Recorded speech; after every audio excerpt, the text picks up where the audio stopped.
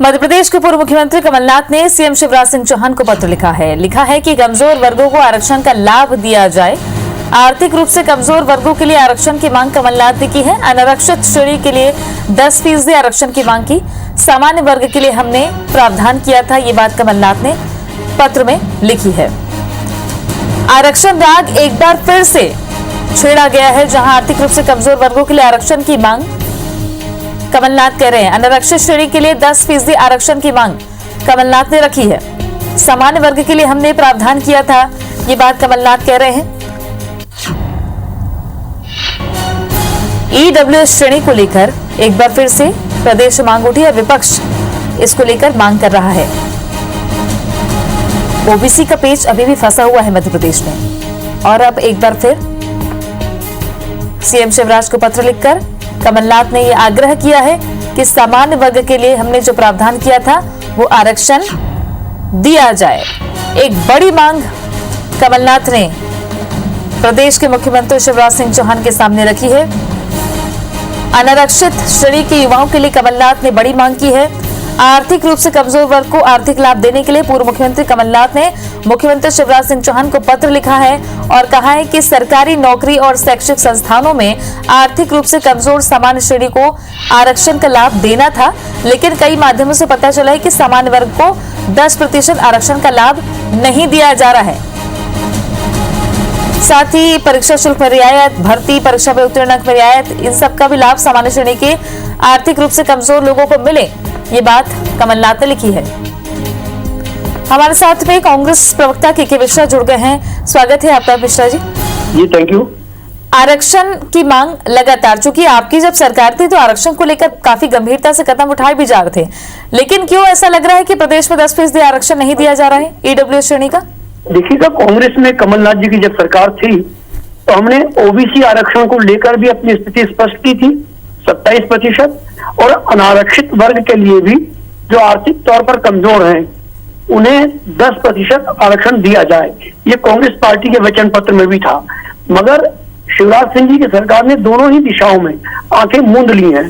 तो कमलनाथ जी ने अपने पत्र के माध्यम से उन आंखों को खोलने की कोशिश की है। अभी जिस तरीके का प्रावधान, चूंकि ये जो 10% आरक्षण की बात थी वो सेंट्रल लेवल पे भी सामने आ रही थी, अब इस पत्र को लिखने के बाद आपको क्या लगता है कि काफी युवा हैं जो आपके साथ है, जिनको लगता है कि इनको लाभ नहीं मिल रहा है, आगे किस तरह की कार्रवाई होनी चाहिए?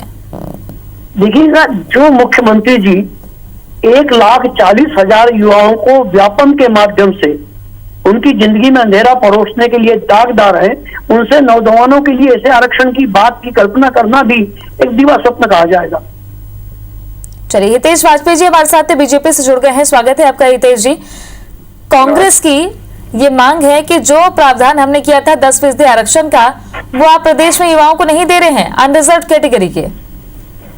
देखिए, क्या है कि कांग्रेस गिमिक खेलती है। गिमिक कैसे खेलती है? जैसे किसानों को बोला कर्जा माफ कर दो, सर्टिफिकेट बांट दिया। 70 साल से इन्होंने आरक्षित वर्ग को बेवकूफ बनाया। अब आप मुझे बताइए, जब सुप्रीम कोर्ट ने तय कर दिया ओबीसी आरक्षण इनका अभी तक इसीलिए लटका हुआ है, इन्होंने ओबीसी का लट्टू दिखाया और सबको बेवकूफ बनाया। वो तो अच्छा हुआ, भगवान की कृपा रही कि 15 महीने में ये रुखसत हो गए, संभाल नहीं पाए। नहीं तो आप मुझे बताइए बहन जी कि 50% में अन्य वर्ग, अन्य पिछड़ा वर्ग सारे आ गए, SC, कितना बढ़िया सिस्टम है। और बचा हुआ 50 जो है वो देश में अनारक्षित वर्ग के लिए ओपन है। इसमें कोई कंफ्यूजन है क्या? अच्छा, ये सुप्रीम कोर्ट की गाइडलाइन है, सुप्रीम कोर्ट की गाइडलाइन है। भाई आपने जो किया, आपने अपने किसी राज्य में किया क्या? छत्तीसगढ़ में कर दिया क्या? पंजाब में कर दिया क्या? राजस्थान में कर दिया क्या? तो ये क्या करते हैं, जहां सरकार में आ जाते हैं वहां इनके दांत दूसरे हो जाते हैं, और जहां विपक्ष में रहते हैं वो दिखाने के दांत अलग हो जाते हैं। तो थोड़ा सा ये लोग सुप्रीम कोर्ट की गाइडलाइन काम करती है। हाँ, सुप्रीम कोर्ट से मिश्रा जी, बहुत छोटा सा जवाब आपसे हितेश वाजपेयी जी की बात का। देखिए, मुझे तो डॉक्टर साहब से व्यक्तिगत लेवल पर बता दें कि अनारक्षित वर्ग के आर्थिक तौर पर कमजोर नौजवानों के लिए वो 10% आरक्षण के व्यक्तिगत तौर पर पक्षधर है या नहीं? पंडित जी, 50% से ऊपर जा सकता है क्या आरक्षण किसी भी प्रकार का?